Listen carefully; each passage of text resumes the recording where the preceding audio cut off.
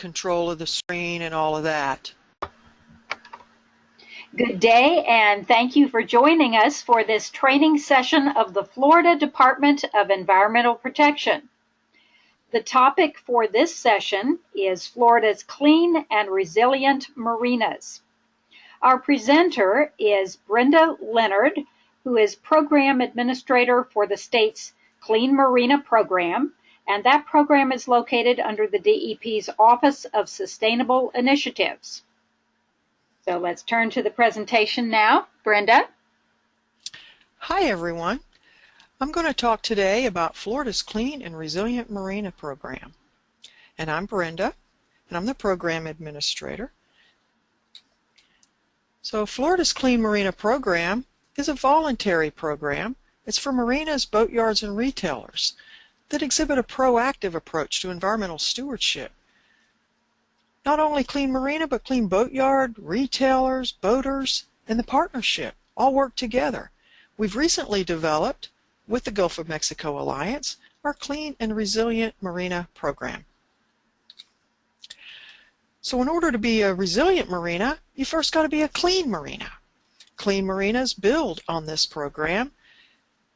So I'm going to give a little bit about both programs so that you can see how they work together. So Florida's Clean Marina Program, all of our programs are non-regulatory. They're voluntary. It's a true partnership between industry and government. We work together. It's designed to benefit our marine and freshwater bodies of water. It ties together all of our facilities, boaters, and the environment, and the economy. It's about clean water and prevention. So clean marinas take a proactive, voluntary approach to environmental protection. It includes the protection of our sensitive habitats. We reduce their hazardous waste through best management practices. Clean marinas are compliant with all rules and regulations, and they practice stormwater prevention techniques. The categories of clean marina that we build on are environmental management, quality, and our services. Environmental management, you're compliant with all the regulations for marinas. You have an on-site resource person. You manage your waste. You post environmental policies. For the quality, you're clean. You have no signs of oil, sewage, or litter. You encourage no discharge through the use of pump out. You don't allow anyone to discharge their raw sewage. You offer clean restrooms. You have well-maintained grounds. You have trained staff, and you provide education to our boaters so that they, in turn, know how to protect the environment. So far, we've designated 289 marinas. We have 45 clean boatyards, 19 clean retailers, and we've already designated 9 clean and resilient marinas. So what is a clean and resilient marina? What is resiliency? And what does it have to do with me and my marina? Well, resilient marinas, they have the capacity to recover from change. Should you have a storm, hurricane, tornado, fire, there's a lot of things that you would need to recover for.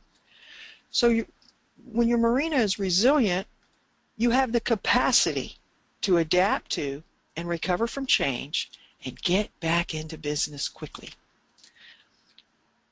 The Clean and Resilient Hurricane Plan is designed first and foremost to protect human life.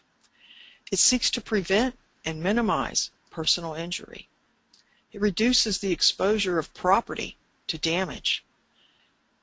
Clean and resilient marinas minimize the damage to the property that cannot be relocated. And lastly, it seeks to restore normal operations as quickly as possible. Here are some of our clean and resilient marinas in Florida. Our first one was Blue Points in Brevard. We've designated St. Augustine Municipal in St. Johns County. We have Palm Harbor in Escambia County, Fishtail Marina in Lee County, City of Fort Myers Yacht Basin in Lee County, Carabel Boat Club in the Panhandle, Franklin County, Boca Chica Naval Air Station down in the Keys in Monroe County, Legacy Harbor Marina, Lee County, Clearwater Harbor Marina, Pinellas County. All these marinas have exhibited resilient aspects, and they are leaders in their communities. The program was developed through the Gulf of Mexico Program Alliance. The Alliance is a multi-state partnership. Here's our partnerships again. And these partnerships work together for community projects. Some of the priority issues in the Governor's Action Plan was coastal community resiliency. This is what the team worked through to develop the resilient materials for our Florida marinas. So part of the Coastal Resilience Plan, if you were to look in the plan, Sub-Action 5 says to promote and expand resilient and environmentally responsible operations and best management practices at marinas. So this is what we've set out to do in the 5 Gulf states. We have goals. We standardized our practices across the states. We're working to increase participation by coastal marinas to implement environmental and operational best management practices. And it was designed to increase the participation in clean marina programs, and it is doing just that. So here is a picture of the Governor's Action Plans. They are available on the Gulf of Mexico Program Alliance website, and you can see the website below. You could also Google these topics and they would come up. The first plan was developed in March of 2006. And the second plan was developed in 2009, and they're currently working on the Governor's Action Plan 3. So here are the state agencies that were represented: Mississippi, Florida, Louisiana, Texas, and Alabama. Oops. The Gulf of Mexico has a map, and you can see the clean marinas located here. Here are the guidebooks that the Alliance developed, and I'll give you the website that you can get these materials. The checklist covers these topics: marina designing and siting, marina management, emergency planning, evacuation procedures, petroleum control, sewage handling, waste containment and disposal, vessel maintenance and repair, stormwater management, and outreach and education. Clean and resilient marinas may have these features. They may have floating docks. They may have concrete docks. They may have removable docks. If they have a dry stack, it's likely reinforced. They may have natural shorelines. They may have equipment that can be removed and then reassembled later. They likely have underground fuel tanks and perhaps underground utilities. And they have trained, dedicated staff. It is their dedicated staff that helps get these facilities back into business quickly. Design and siting, that is first and foremost the most important place to start. Because if your marina is built in an area where it is vulnerable to winds, the design and siting is definitely the most important place to start. Some things that you may consider are soil stability testing. You may want to determine the maximum wind speeds and the currents and the wave heights in your area. Look for areas to build that have naturally provided shelters, landforms. Perhaps there's water calming measures. It may be from a landform that's natural, or it might be constructed. Look for areas that there's a minimum amount of excavating, filling, and dredging. Because anything that is filled in and not natural is likely to be eroded during a storm. Some other aspects of your design and siting would be your piers and your docks extend into naturally deep waters. Your docking systems are designed that they resist winds and surge and floating debris. Your docks are built that allow free exchange of water. Your ramps are wide that allow for a high volume of traffic. During a storm and storm prep, the high volume ramps would really come in handy for getting the people out of the marina basin and into safe harbors. If you have wide channels, more boats can come and go and get into a safe harbor. Here's a picture of a marina that is built into the environment. You can see the natural barriers that shield this marina. And look at the natural shorelines. This marina is located in the Panhandle. Several years ago, we had several marinas that impacted the Panhandle of Florida. And this marina had very little impacts because of its natural barriers and its natural shorelines.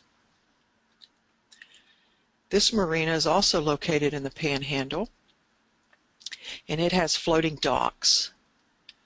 70-foot pilings were installed at this marina. This is the same marina, and you can see the dock pilings going in and how tall that they are. And you can see the aerial photograph and how the marina is protected by a landmass. This marina is located in Lee County, Legacy Harbor. You can see the mangroves, the concrete docks that lift with the tidal surge. This marina is located in the Panhandle, Carabel Boat Club. It is protected by soft shorelines, and it also has floating docks and many other aspects. These are just some of the aspects of the resilient marinas. Here's floating cement docks at the Carabel Boat Club, and you can see in the picture the construction with the rollers that allow the dock to rise and fall with the waves. This is Loggerhead Club and Marina, located in Jupiter along the east coast of Florida. You can see how it is also protected by landmass, Barrier Island along the intercoastal. Emergency planning. It is not a matter of if, but it is a matter of when. If you are prepared, your marina may survive. Unprepared marinas, as you can see, this marina was not prepared for a fire. So resilient marinas conduct regular emergency training with their staff, so the staff knows exactly where the spill prevention kit is and where the phone numbers are so that they can get help immediately. Encourage your patrons at your marina to develop a personal emergency plan, slip by slip. One boat that catches on fire can spread to other boats, and that's what happened in that marina fire that you just saw. Post the signage throughout your facility, because in an emergency, people can't think clearly. Require your boaters to have insurance. Practice your evacuation procedures with your staff. Post some signage so people know what to do and where they can find this information. Practice your evacuation procedures. They will save you time and money.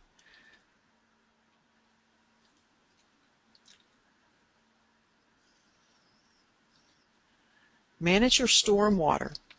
Even if it's not a storm event, unmanaged stormwater will cause your facility to erode away one sand grain at a time. Use the erosion control and identify areas for other potential stormwater projects. If your stormwater is channeled, it will erode less. And you can see at this marina in Blue Points in Cape Canaveral, they have underground utilities and a water system.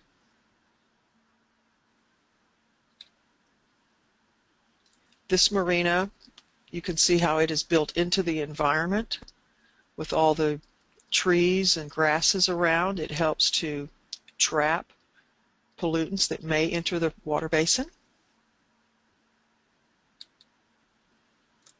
Provide outreach to your boaters. Tell them your story. You have a great story to tell. Share it with others. Provide mentorship to others. In your newsletters, provide emergency plans to your boaters. Give them constant training. Clearly mark the routes so everyone knows where to go. Have a hurricane plan, train your personnel, practice the procedures. It cannot be said enough. This is a picture of Hurricane Ivan that came in 2004 and hit Pensacola. Here's Blue Points Marina's hurricane preparedness plan. This is available on our Clean Marina website. You can take their plan, put your name in it, adjust it to your facility, and now it's your plan. Post-evacuation procedures for your staff and your boaters. Here's a picture of a resilient dry stack. It's resilient to 150 mile-an-hour winds. It's reinforced and vented at the bottom. At any sign of a storm, the boats are moved inside. You can see the under and over strapping, and it all ties in together and is strapped into the foundation. You can see the vents at the bottom. That helps to equalize the pressure during a storm and helps to release the water that may have collected during a storm surge. This is one of the most advanced storage facilities in Florida. It's constructed of steel reinforced concrete and very resilient. Inside, each bay is resistant. There's concrete walls that separate each boat. Should one catch on fire, then it would not spread.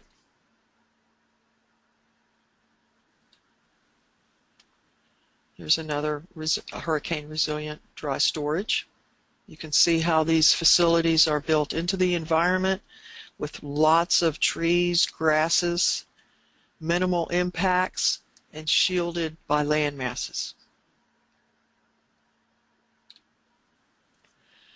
Some of our hurricane resilient storage are climate controlled, sprinkler system.